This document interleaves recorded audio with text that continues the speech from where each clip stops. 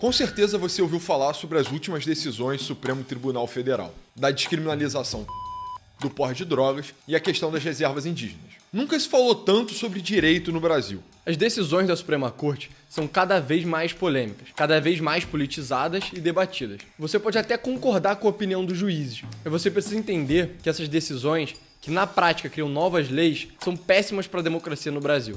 Hoje, você concorda com as decisões, mas e amanhã, se discordar? Para quem você vai recorrer?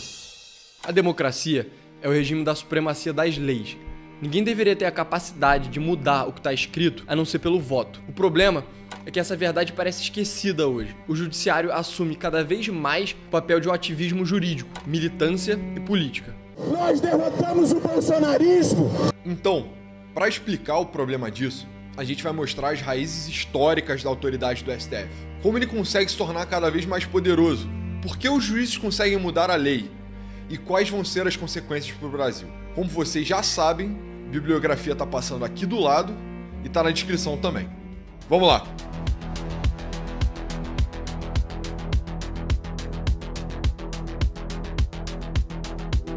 Para a gente entender de onde vem o poder do STF, a gente precisa dar um pulo rápido na Europa do século XVIII. Imagina que você é um camponês no sul da França nessa época. Você, seu pai, seu avô e gerações e gerações antes deles, toda a autoridade que vocês conheceram era absoluta. Nobres não podiam ser questionados, as leis não eram escritas, toda disputa na justiça podia ser decidida ao gosto do dono da terra. Tortura e ameaças eram praticados com naturalidade e se a decisão fosse injusta, você não podia recorrer para ninguém. Essa foi a realidade da maior parte das pessoas por milhares de anos. O homem médio pouco podia fazer para se defender do poder do Estado e seus controladores. Os abusos e as injustiças eram constantes e nada podia ser feito. Em alguns anos, a Revolução Francesa ia acontecer e o direito tomaria um rumo completamente diferente. Mas mesmo antes disso, alguns homens já pensavam em formas de evitar os abusos de poder. As questões centrais eram como impedir que um rei se torne um tirano e como garantir justiça para todos os cidadãos. O homem que melhor conseguiu responder essas questões foi o famoso Barão de Montesquieu. Ele escreveu um livro chamado O Espírito das Leis, que foi traduzido e lido pelo Ocidente inteiro naquela época. Montesquieu se inspirou no que se sabia da forma de governo da República Romana e do Reino da Inglaterra, para poder propor uma nova forma de distribuição do poder, uma alternativa para o poder autoritário da monarquia absolutista francesa. Primeiro, ele lista as 3 dimensões naturais do poder de um Estado: criar as leis, governar segundo essas leis e julgar os casos de violação dessas leis. Montesquieu, que buscava criar um sistema para impedir os abusos do absolutismo, afirmou que essas 3 dimensões do poder jamais poderiam estar nas mãos do mesmo homem. Essa ideia seria resumida perfeitamente por Lord Acton, 150 anos depois. O poder tende a corromper. O poder absoluto corrompe absolutamente. A proposta do Montesquieu era exatamente essa: garantir que o poder estivesse dividido propriamente entre os homens para que nenhum deles pudesse ser mais poderoso que as leis.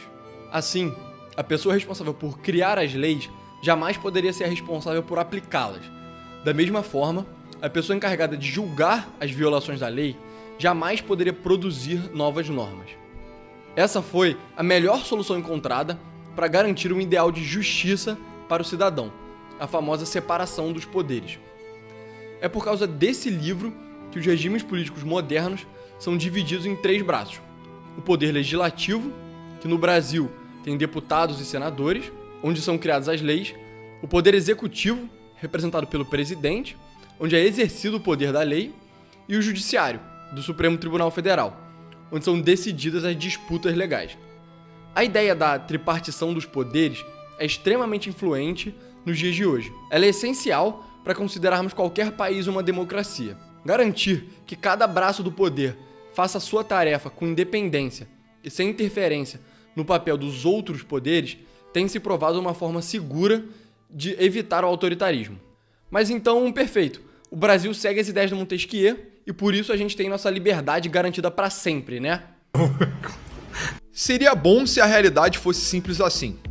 Se os 3 poderes fossem separados e permanecessem separados. A supremacia da lei seria garantida. Na prática, o sistema de tripartição dos poderes é bem mais complexo. O legislativo, judiciário e executivo vivem em conflito, tentando definir quem vai ditar o rumo do país. É da própria natureza do sistema. Cada setor tem seus poderes definidos e tem uma forma de intervir sobre os outros. Por exemplo, os congressistas unidos e com uma justificativa podem tirar um presidente pelo impeachment. Um outro exemplo, o presidente da República pode vetar uma lei proposta por senadores. E assim por diante. Esse é o básico.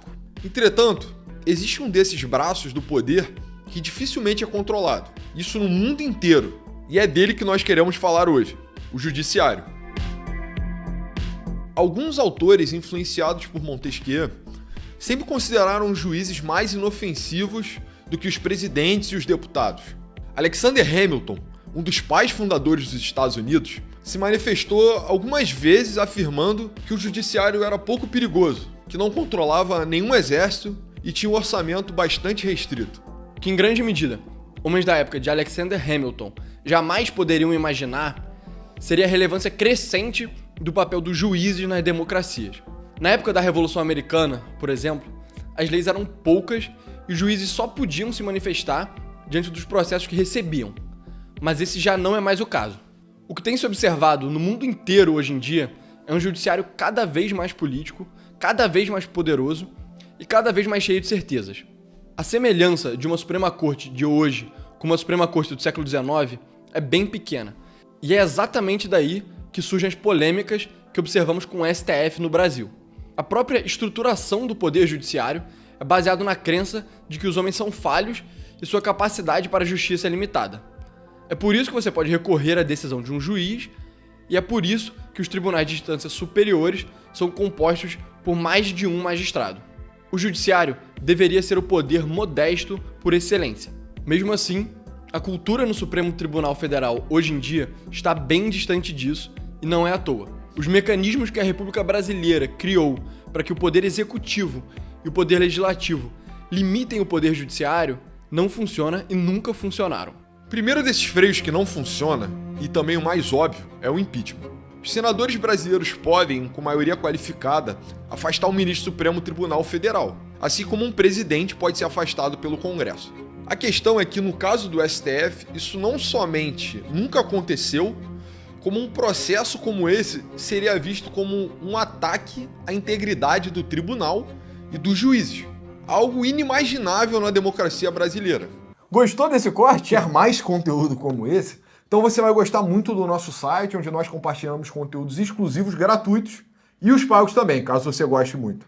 Então entra lá que não tem nenhuma barreira, não tem nenhuma propaganda, não tem nenhuma taxa do YouTube que você vai gostar muito do conteúdo. Nos vemos lá. Valeu! Valeu!